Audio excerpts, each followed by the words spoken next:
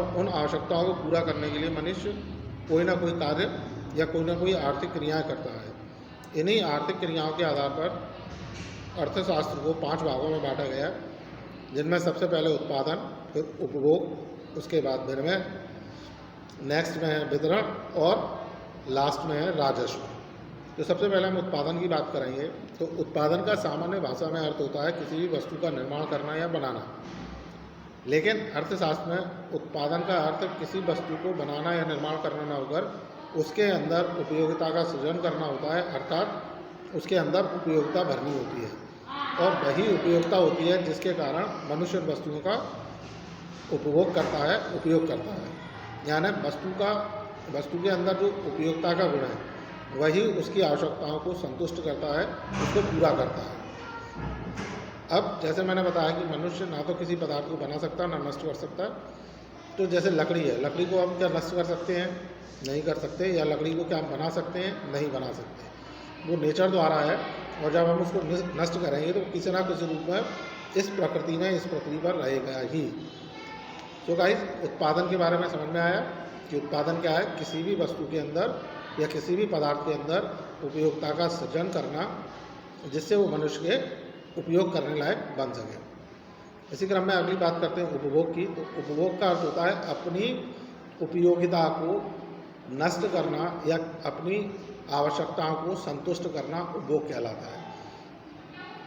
जैसा मैंने आपको पिछले टॉपिक उत्पादन में बताया ही था कि उत्पादन में हम क्या करते हैं? वस्तुओं के अंदर उपयोगिता भरते हैं और यही उपयोगिता के कारण मनुष्य वस्तु का उपयोग करता है, उपभोग करता है।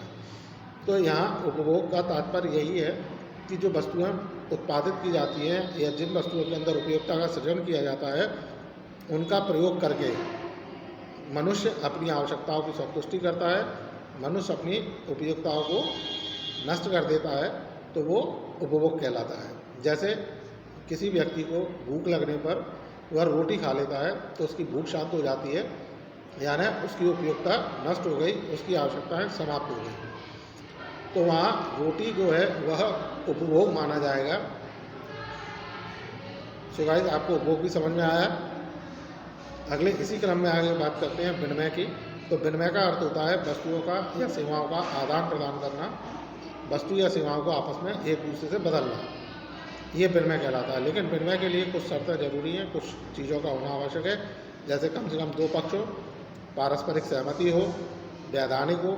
ये कुछ विशेषताएं हैं जो इस आदान प्रदान में होनी चाहिए। जब ये किसी भी आदान प्रदान में ये विशेषताएं होती हैं तो वो विनिमय का रूप ले लेती हैं। जैसे कि हमने अपनी कम आवश्यकता वाली वस्तु देकर अधिक आवश्यकता वाली वस्तु ले ली, तो ऐसी स्थिति में वो विनिमय कहलाएगा, क्योंकि वहाँ दोनों ही पक्षों की आपस में सहमति है, दोनों ही को एक दूसरे वस्तुओं की आवश्यकता है और दोनों ने जो हस्तांतरण किया वो पूरी तरह से वैधानिक है। ये जो विनिमय होते हैं वो सामान्यतः 2 प्रकार के होते हैं। एक होता है वस्तु विनिमय और दूसरा मुद्रा विनिमय। वस्तु विनिमय में एक वस्तु के बदले दूसरी वस्तु का आदान प्रदान करना या सेवाओं का आदान प्रदान करना, या जैसे आज एक व्यक्ति जिसके पास गेहूँ है और दूसरा व्यक्ति जिसके पास चावल है। अब यहाँ गेहूँ के बदले चावल को अगर ले लेते हैं तो ये वस्तु विनिमय कहलाएगा। दूसरा होता है इसमें मुद्रा विनिमय, जिसमें मुद्रा के बदले हम अपनी आवश्यक वस्तु या सेवाओं को प्राप्त कर सकते हैं। जैसा कि हम आसपास अपने रोज़मर्रा के जीवन में देखते हैं कि हमें कोई ज़रूरत है, किसी वस्तु की आवश्यकता होती है तो बाज़ार जाकर हम पैसा देकर अपनी आवश्यकता की वस्तु को ले सकते हैं, खरीद सकते हैं। ये मुद्रा विनिमय। अगला होता है, इसी क्रम में अगला बिंदु है वितरण। तो वितरण का तात्पर्य होता है कि उत्पादन से प्राप्त आय को उत्पादन के साधनों में बांटना,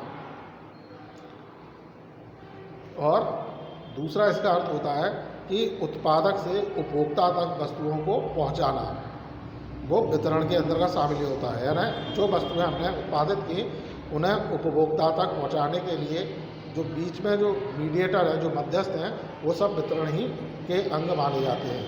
जैसे वस्तु उत्पादक से वितरक के पास, वितरक से थोक व्यापारी के पास, थोक व्यापारी से फुटकर व्यापारी के पास और फुटकर व्यापारी से उपभोक्ता तक। तो ये एक वितरण का माध्यम हो गया। इसी क्रम में जैसा मैंने पहले बताया कि वितरण का अर्थ होता है उत्पादन से प्राप्त आय को उत्पादन के साधनों में बांटना। तो उत्पादन के साधन भूमि, पूंजी, श्रम, संगठन और साहस। तो जब भी कोई उत्पादन किया जाता है तो उससे प्राप्त होने वाली आय को उत्पादन के साधनों में बांटा जाता है।